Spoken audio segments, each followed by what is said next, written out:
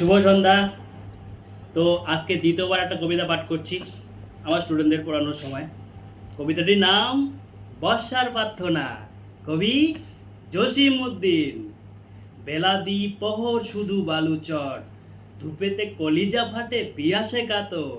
আল্লাহ মেঘ দে পানি দে ছায়া দে রে তুই, আসমান হইল টুডা টুডা জমিন হইল ফাটা। মেঘরাজা ঘুমায়া রইছে, মেঘ দিব তোর কেডা।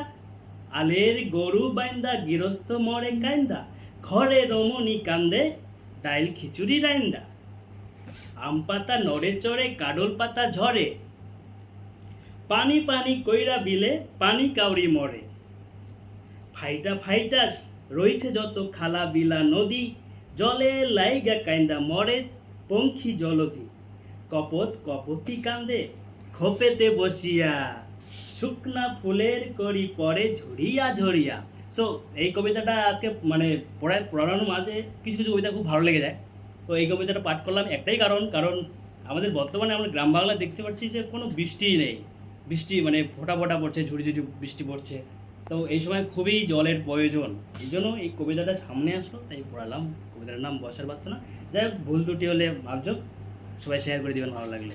আর আমি পড়িয়ে থাকি, যদি ভালো লাগে আমার পড়ানো, আপনারা কন্ট্যাক্ট করতে পারেন। নমস্কার। চলো।